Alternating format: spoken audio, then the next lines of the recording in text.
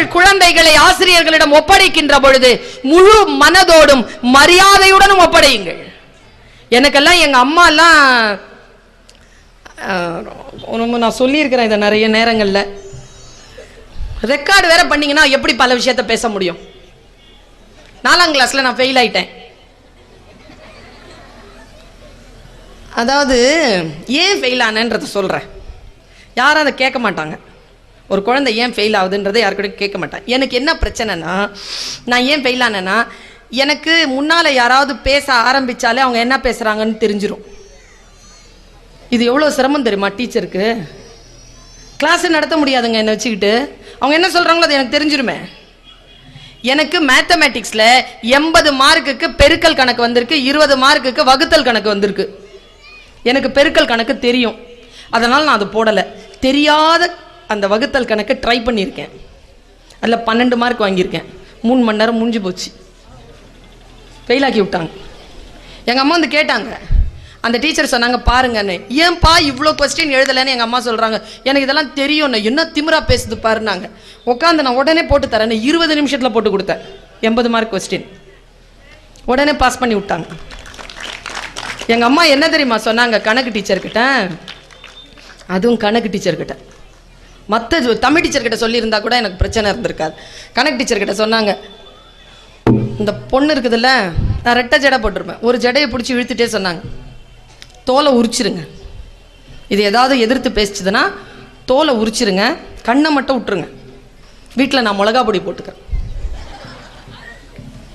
இப்படி பிடிச்சி இழுத்துட்டே போதுங்க எங்கள் அம்மா. அந்த ஜானிஜான் கான் ரோடு முழுக்க போய்கிட்டே இருக்கிறேன்.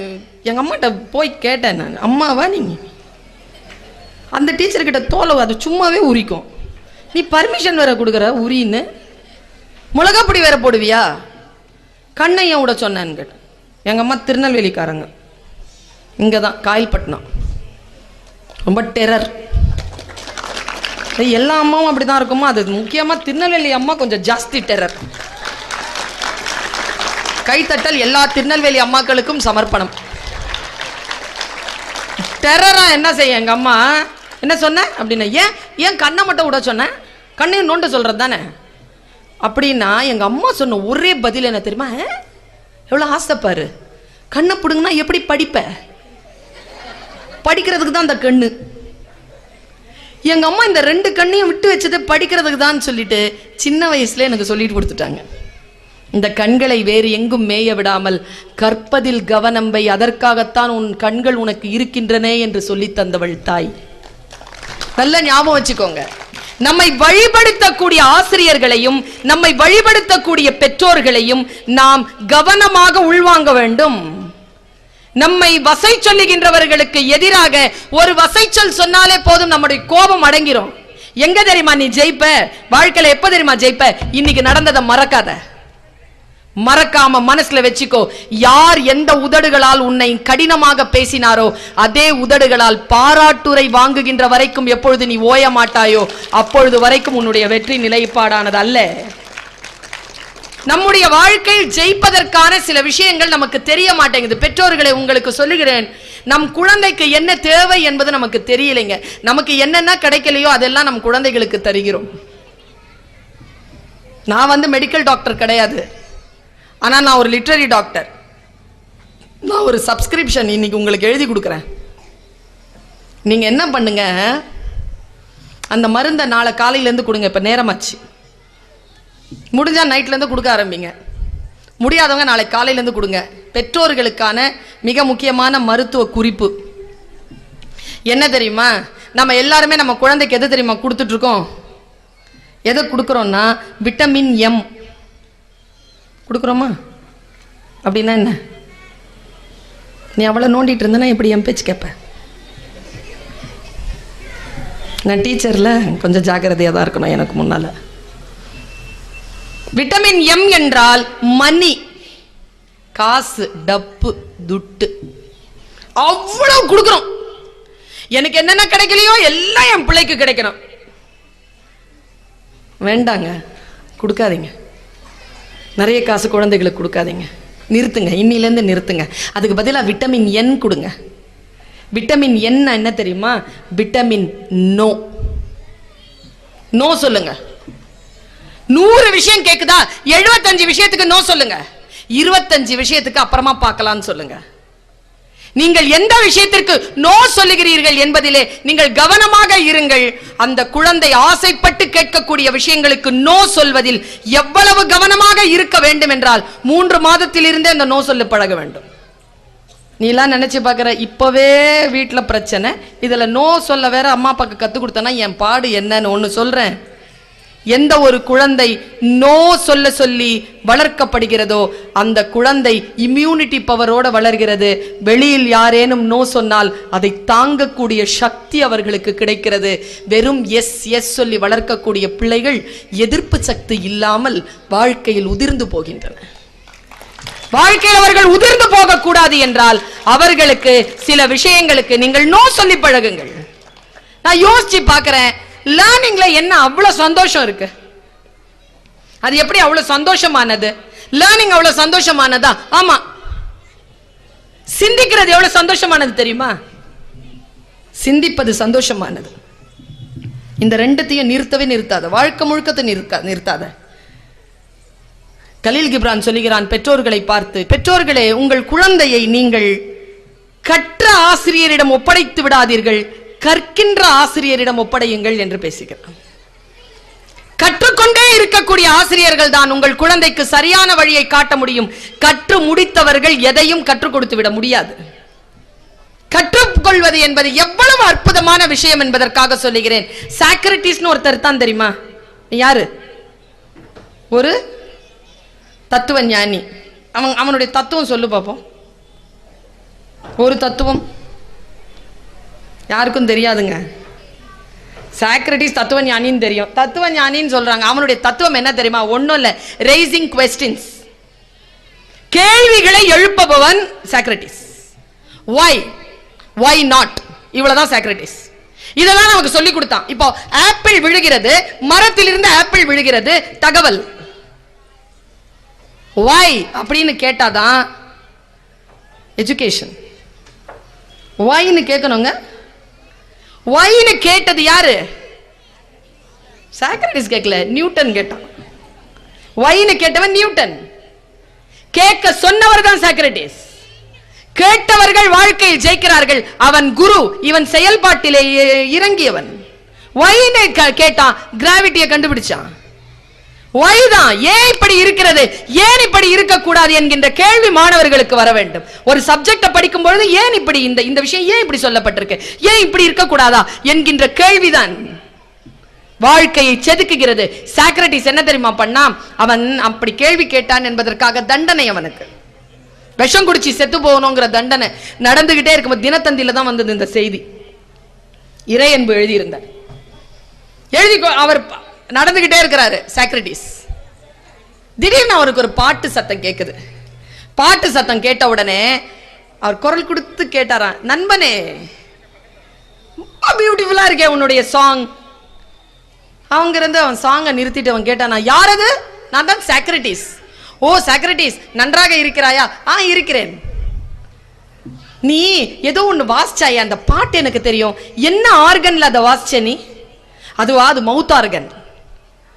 தோழனே என்ன பாரு, நாளை மறுநாள் விஷம் குடிச்சு சாவ போறான்.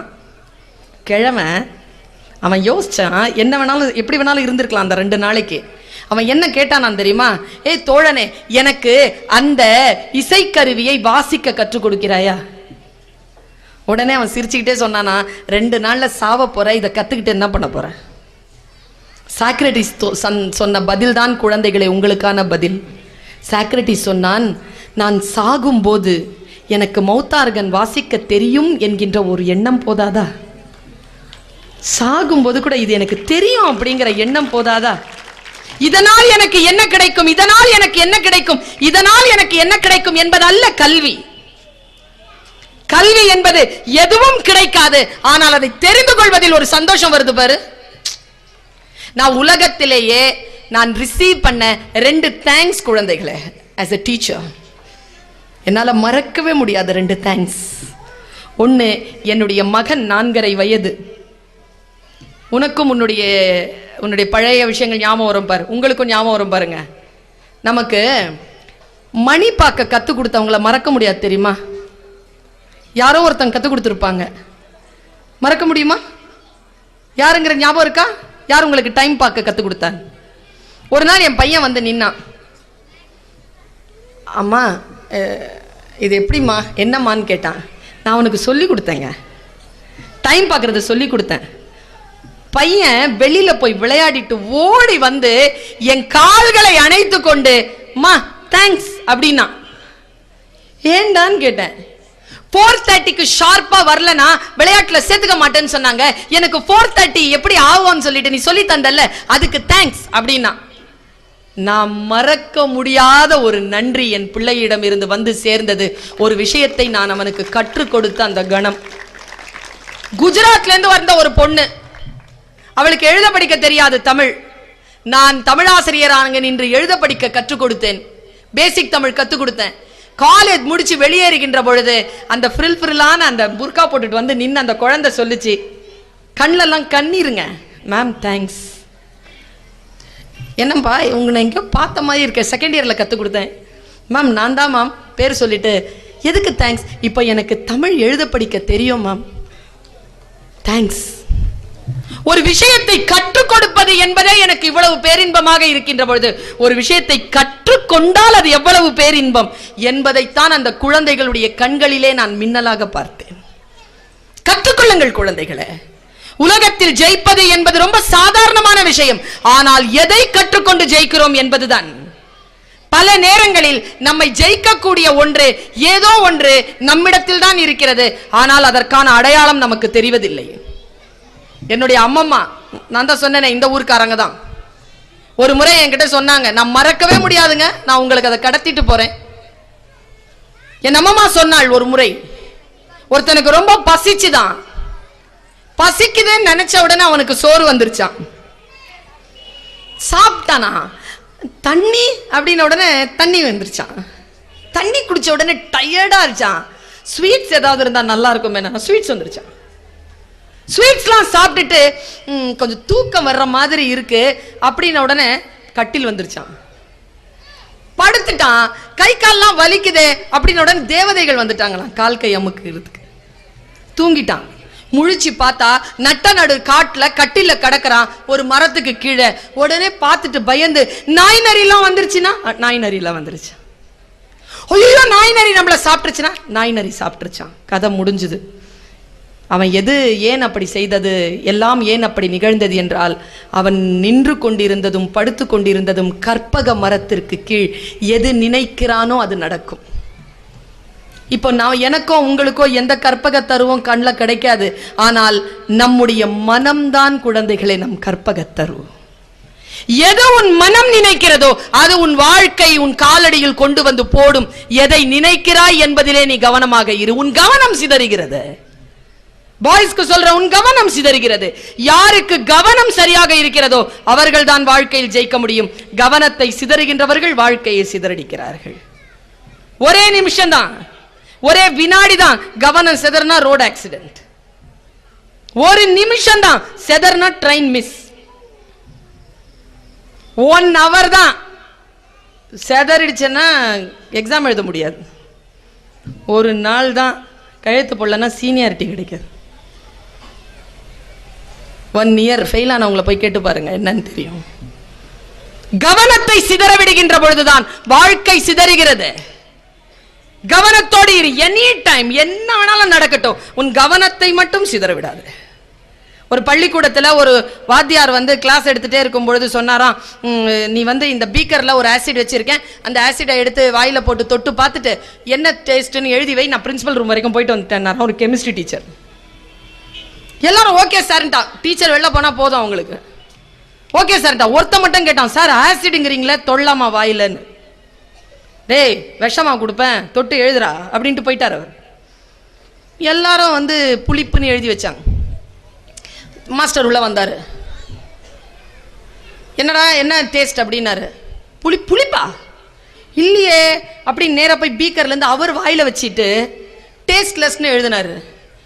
எல்லாம் இல்லை இல்லை சார் புளிப்பு சார். டேய் புளிப்பு இல்லடா டேஸ்ட்லெஸ்னா உடனே எல்லாரும் மறுபடியும் வேணா டெஸ்ட் பண்ணி பார்க்குறேன் சார்னு எல்லாரும் மறுபடியும் ஒரு சொட்டு வாயில் போட்டுக்கிட்டாங்க.